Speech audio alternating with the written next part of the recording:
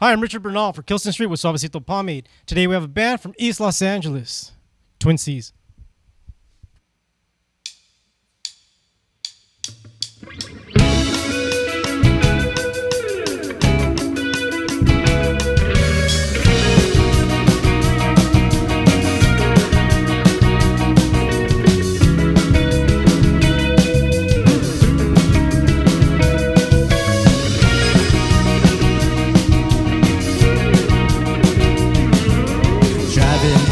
City, looking for a pretty place to park.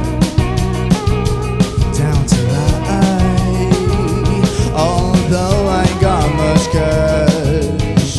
That's fine, I'll always make it last. Right the way, and I know things will never turn out the way I like them.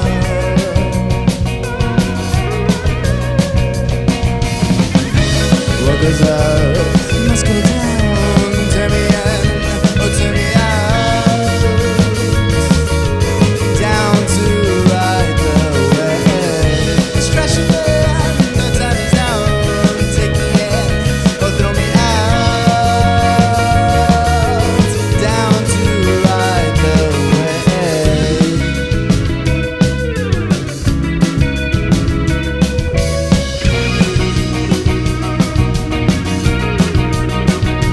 doesn't matter where we're going, as long as we are knowing who we are. Who we are is coming fast. I hope we can make it last. That's the effort.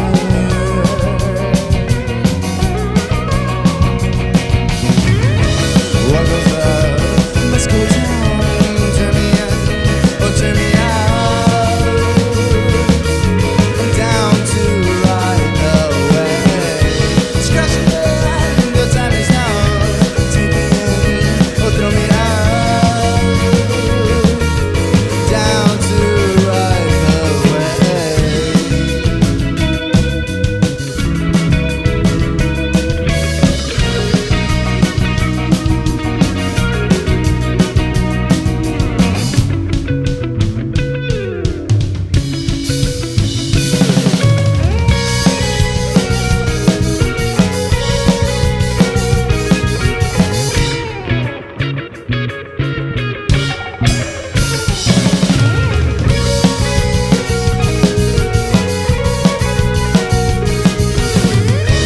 What goes up must go down.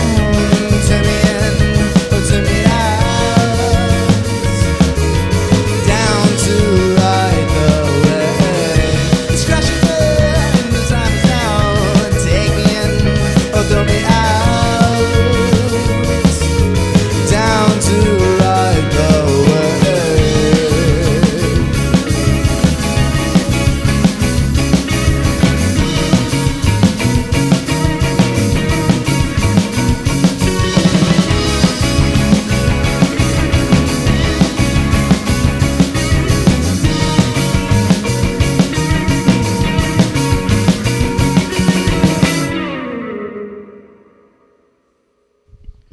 Damn, and on the first take, just the way we like it. Twin Seas, everybody. We'll be right back after a short break.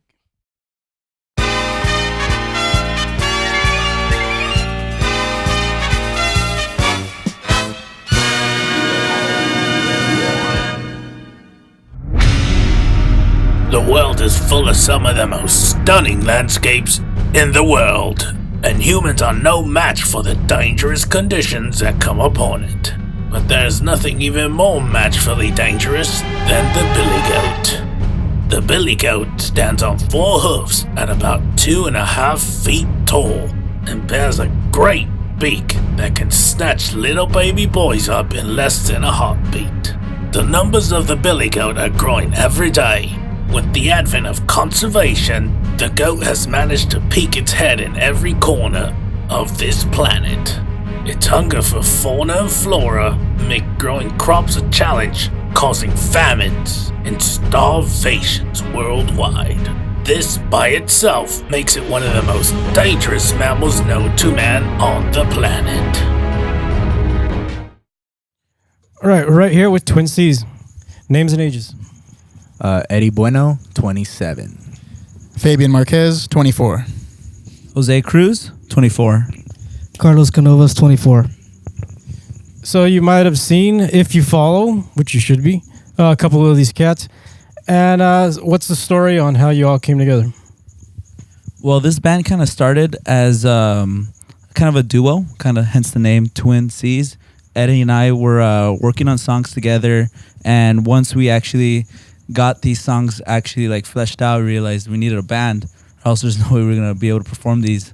So then I reached out to my good friend Fabian from our old band, The Kims. We've actually been on the show once before, so if you go way back in the catalog, you'll see that. And Eddie recommended his friend Carlos, and then we did a performance kind of like this at the Up and Up, and we had a band. Sounded good, and just kept it like that. We've been Twin C's as a 4-piece now. So you two have worked together, but you recommended Carlos. Why'd you recommend Carlos? I've jammed with Carlos before, and out of, I guess, many of the different drummers, he's the one that was very versatile with like any type of sound. So our music does change frequently, and hence why I wanted somebody very versatile and that can actually hold his own. All right, so you two gentlemen, sorry to keep harping on the two, but it's do you think there's a different dynamic? Because with the Kims, it was two ladies that were working with you guys. Now it's two gentlemen. Do you think there's a different dynamic or like aura about a guy band versus an integrated band? Or is it just the band's a band? I wouldn't say so necessarily. The camaraderie was always there before with like the girls and the guys. And I'd say since I've jammed with Jose for like years and I've known Eddie for years, it wasn't a crazy transition for me. The craziest thing was having Carlos join. But as soon as I met him, we hit it off immediately, and it's been easy since day one. And do you find any Kim's feeling or sound coming into this band, or is it an all fresh, new start? Well, funny enough, I feel like towards the end of that band, we had a sound that was changing, and it started actually to me when I listen back to it, reminds me kind of like the sound that we have now. Mm-hmm. But it was more towards the end. A lot of songs that never really got finished got turned into stuff that we play now. And and we still definitely still keep in touch with all the folks like Crystal. From the Kims, our old singer, she still sings with us a lot. She's all over our new record that we're about to release. Yeah, I was about to ask about. There's a female on there, so yeah, there's definitely if you listen to Surfwave, that's Crystal lending her voice.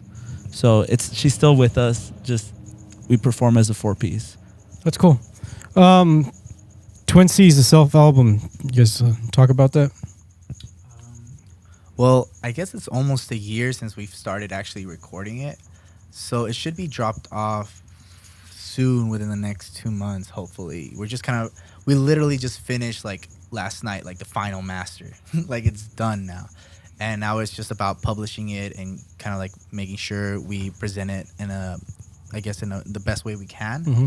But if you listen to it, I mean, each song is very different from one another. And that was kind of hard, but at the same time easy to do, because of our, dynamics but it's still going to be our sound. You get me?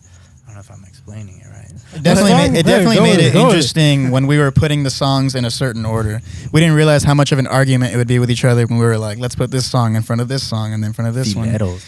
But now that we have it all organized, there's no other way to put it. Did you guys put it out yourselves, or? Yeah, it's all self-released. We've pretty much it's as DIY as possible. We recorded it all ourselves. I have a little space out in East LA, and we recorded the whole record. We mixed it with our good friend Brandon, and yeah, we're gonna put it out ourselves, which means we're gonna be a very broke band in about 2 months. Well, it seems a lot is going on now, as in the guitar you're playing. You mind getting your guitar and speaking about it real quick? This is literally the heaviest fucking guitar I have ever picked up in my life. It's pretty heavy guitar. It's really heavy. Yeah, actually, I picked it up just for today's Kilson session. I had to pay it for the next day shipping and all that. Hey, he's gonna need a bacchiotomy for that guitar. Un sobador. And well, all these gentlemen have nice instruments. Yours is a Greco. Yes. And what's the story on the Greco? Actually, I got super lucky when I got this thing. I pretty much told Jose one day, hey man, I really want to get a P-bass. And then about 46 minutes later, Jose sends me a link and he was like, dude, buy this. And it was a vintage dealer in Washington. And the guy actually even wrote me a letter with the bass and he was like, hey man, take care of this. I've had it for years. So now it's on you. So it was a little intimidating at first. And I was like, all right, I don't want to let Steve down. Yeah. And you're Dan Electro. Oh, yeah. Well, Ooh, the blue Go baby. for it. The color on this, well, and the pink one. A virtuoso. so This color is amazing. this is the Dan Electro 64. These are the reissues. I wanted something that can handle everything from being very twangy, so it has a split coil here, and also handle the grit, so it has a nice P90 here. But what I really loved was the Bigsby, because a lot of our tones we do is with this, or with our whammies, we like to do that whole modulation effects. And yeah, I mean, I found it and it was the guitar for me. Right on. Thing's beautiful. Thank you. What do you guys do in your non-band time? Let's see, in our non-band time, when we're all together, we like to get together and go to some happy hours around LA, have some fried chicken and sushi. You know, that's our way to de-stress. Surprisingly, fried chicken and sushi is a winning combo. Yeah. We actually found a really awesome spot for KBBQ that has mini churros that Eddie personally loves. Oh, that's Eddie's spot right there. We basically like, we're like the ones that write all the Yelps all around downtown LA. Like, that's us. It's like, oh, this place sucks. No. But anyways, we just say that just to get free shit. But yeah, we just like to, like, we're big foodies and we like to like venture out and just see what we can find. Yeah. Carlos, what's a good joint to eat at? A good place to eat at. You can't say your mom's house. Well, that's Unless he's inviting. And beat them. No, let's see. A memorable place, I guess, would be when I went to South by Southwest. There was this awesome Sam's Barbecue over there in Austin, Texas. Great old school barbecue. That's fun. Right on. Yeah. You guys asked me to ask favorite concert you've been to. Oh, for me was probably Radiohead in 2008 when they just released In Rainbows. I just got out of high school and like. What'd you pay for the ticket? They bought it for me. My brother. Radiohead bought it for you? Oh yeah, dude. I mean, no, I'm just kidding. It was like the first time ever, dude. Eddie, oh my God, come to our show. Yeah. All right. So my favorite concert, and I think it might be our favorite concert, I'm not sure, but I saw Rage Against the Machine 2 years ago at LA Rising, and those tickets were $250. But I was like 10 feet away from Rage Against the Machine, and I stood in the same spot for like 8 hours, so I couldn't tell if I was delirious or dead. It was really, really hot. It was worth it. That's awesome. One of my favorite concerts was I saw Tame Impala back in, what was it, 2015? Yeah. The second album had just barely come out, and they hadn't like blown up. Like the Coachella crowd hadn't invaded the Tame Impala scene yet. Still a little pure, huh? Yeah, so it was awesome. It was I took a trip with one of our friends, Tacho, and we went to San Diego and got to see him in the smallest House of Blues I've ever been to, and it was awesome because the energy was great. Like, I had never been in a mosh pit that was that intense, and it was a Tame Impala show. Mine was actually my first concert, which was a Maná concert. Some rock en español music. How long was that ago? That was, when I was like 14 years old, probably like back in 2006, 2005. Like 3 years ago. Around there. Yeah. But yeah, that was my It was like concert. 25 in 2006. What's up with your illegal coin collection? Oh. They're just pesos. But they're like, Well, all right. You guys have showed your instruments off, but what's the dream instrument? Honestly, I'm super happy with my Greco. Like, I'm a very easy person to please. I had a Squire jazz bass that I swore by, and then I got that, and I was like, Squire sucks. So And what are the years on these? You said mine is yours? a 1975 Greco P bass. Mine's 1979 Fender USA Stratocaster. this was just a reissue. But it's just a 2016. He has a really cool guitar that he was too scared to bring for some reason. It's old. That's It's a 1964 1964 Gibson Melody Maker. Yeah. Since you're, no, I wouldn't say your first drum set, is it? No, it's not. No, why'd you choose this set? We actually, Jose and I went to a guitar center. It was Sam Ash. It was Sam Ash. Get it right. R.I.P. It was a Sam Ash. And we saw this thing priced at $99. Yeah, for real. Cymbals or just this? Just all Just the Yeah. the shells. There was also like two more Oh, toms, yes. Two more toms.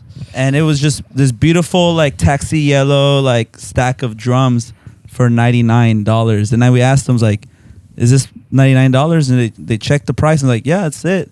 So I just came in, I think for like strings or we just snare or went to something. buy, like little Yeah, and stuff. then I ended up I paid for it. I was like, this is amazing. Like, I got it. I didn't even have space in my car. I had to go drive back home, drop off all my shit, come back, get the drum set, and then they told me the story that drum set was actually priced at $599. And Someone totally got fired. Falco. Yeah, they tried to lower the price to $499 and forgot the 4. Somebody got turned into manager. There you go. Yep. I mean, it could have been worse. They could have forgotten a 9, and then you could have gotten it for $49. That would have been kind of tight That too. was cool. Kind of tight. But yeah, $100 drum set right here. That is amazing. And it's actually like a late 80s Yamaha, so it's like Yeah, it's a Yamaha Rock Tour custom they don't from make the 80s. they don't make toms that big anymore. They don't make drum sets that yellow anymore. Shows. Well, I guess Subject due to change. Check You know their- what? We'll send these guys a list, and it's gonna start running about here, and it's gonna be a long list. It's gonna go really fast. Just like look at all of them. you just gave them a lot. Yeah, of do work, like huh? 9 more. You got to be like the Price is Right contestant. Like, so for people to check themselves, where would they go to contact the band and to check the information of the shows that you do have?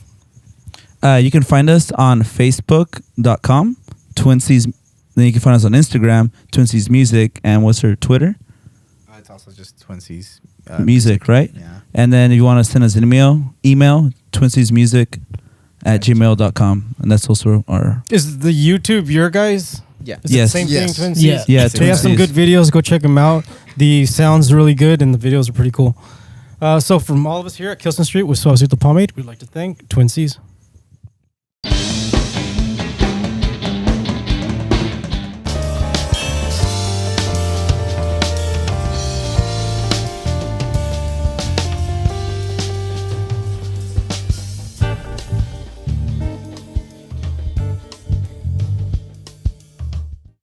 And now Twin Seas with Summer Lemonade.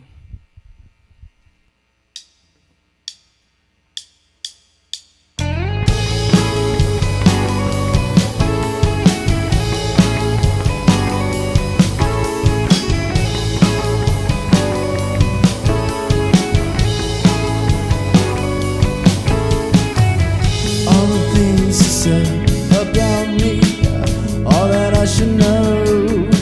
If you ever care, I'll just be